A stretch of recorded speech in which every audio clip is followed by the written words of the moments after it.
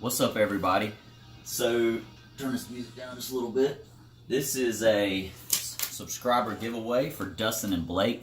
So they're at 533 subscribers. Dustin's a great guy. Since I've got back into card collecting, his channel is fun to watch. I love watching him and his son. And I mean, if you want to gain an appreciation of opening cards, you watch Blake. Dude, when he gets excited about something, if it doesn't take you back to your childhood and why you got into this stuff, I don't know what will. But, so they're doing a subscriber giveaway, and it's going to run through the 21st of January, and their drawing is going to be on the 22nd. So when they do this drawing, what you're going to get is 36 unopened packs from 1988 to 1997. Personally, if I get them, I don't know that I could open them because I love just having packs of wax around, and that is like my favorite era. Oh, by the way, check it out, Card Family for Life t-shirt, got the Scarface, the world is yours. My new channel name on the back, Bronx Bombers Cards. Coming to a care package near you guys next time I send out CPs. But what they want you to do is do your Mount Rushmore. So this was harder than I thought. So 4 players that you think are the greatest ever, and you can debate this stuff into the ground, but I kind of thought it through this morning and took some time and put together some statistics to kind of talk through and kind of tell you where I am with it. So this first one, there'll probably be a lot of debate about this. I know there's a lot of great football players, and people may say that this is not one of them, but Jerry Rice is going to be my first Mount Rushmore candidate here. So I picked Jerry Rice because I just think statistically for a wide receiver, I mean, he led receptions, touchdown receptions, receiving yards. I mean, just 20 years of dominance. And, I think about fantasy football a lot because I love playing fantasy football. And Jerry Rice was, if you had him on your fantasy team back then, you would be dominating. I mean, I didn't play fantasy when Jerry Rice was still playing, but I do remember him as a kid, and I think he's very recognizable, and I tried to play that into this, how much are these players marketed today and how are they known? Probably a lot of debate about him being the greatest, but I would put him on my Mount Rushmore because I just think he dominated his position. Larry Fitzgerald's having a great career. I just don't think it's a Jerry Rice career, in my opinion. Up next, I've seen a couple people put this on theirs. This is an interesting player. I love hockey in person. I have a hard time watching it on TV until it gets to the playoffs. But I went and did some research on this. I mean, you always hear, Gretzky is the GOAT. But not only was he the GOAT, but he freaking dominated his sport. I mean, to a level that even Michael Jordan did. And I'll give you some statistics in a minute. That's a pretty cool card, right? So Wayne Gretzky on my second. So here's some stuff about Gretzky. I had to do some research here for you. So he has 2,857 career points, okay? 894 goals, 1,963 assists.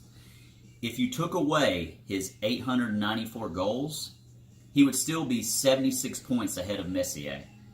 To put it into perspective how dominant Gretzky was, he has 44% more points than Messier, who's second, by the way. And to put that into comparison, or how you would think about that in other sports, that's like Bond's home run record of 762. That would be like a player having 335 more home runs than Bond's. So let that sink in for a second. I mean, the guy completely dominated, and I hear the sport is trying to open up now and trying to get more points scored. No one's even close to Gretzky. I didn't even realize how much of a dominance he had, but that will be my next pick. My third one, and I don't think this is a surprise. I think a lot of people are going to have this. So Michael Jordan, by the way, that's Michael Jordan's auto. I've never had it authenticated.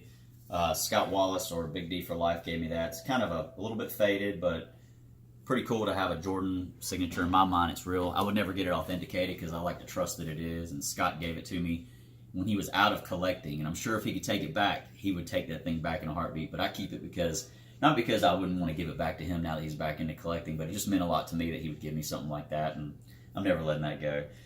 I'm not going to give a lot of stats on Jordan. I think we all know who Jordan is, and I don't think there's much debate. There's probably some people that can make an argument for Kareem. I think, Kareem had a great hook shot and probably the hardest shot to stop, and Kobe Bryant, LeBron, but Jordan's the GOAT. I'm sorry, he just is. And then last but not least, I I would be remorse if I didn't have a Yankee on here. So I started putting these puzzles together. I've got 2 of them now. I don't know if y'all have seen these before, but it's pretty cool, and I put a little card down in the frame when I do these. So this is from the 82 Don Russ set. So that's Babe Ruth, and I figured I'd give a little bit of stats on Babe Ruth. You probably are like, well, kind of like Jordan, do you really have to give any stats on this guy? I think you do. I got in an argument with a guy in a box break the other night, and he was telling me why Jordan was not, not Jordan, but why Babe Ruth was not the GOAT and Mike Trout was, and I don't know. I understand what he was saying, but I don't think you can make much argument against Babe Ruth. So a couple of things about Babe Ruth, and I don't know how many of you know some of this stuff. I just found some interesting stats that maybe you've never heard. So, he was the first Shohei Ohtani, right? Like, he pitched first before he was a hitter. In the World Series, he had 29.7 innings pitched scoreless. That was originally a record. It's been broken. Another interesting fact, he did steal 123 bases, and he was in the first inaugural class for the Hall of Fame in 1936. So his WAR is 162.1. There's only one player with a higher WAR, so that would be Barry Bonds at 162.8. His career, a lot of people say he was there when the small ball era went to the home run era. He did bat 342 all time. That's 10th. 714 home runs, which is currently 3rd. 2,213 RBIs, which is 2nd.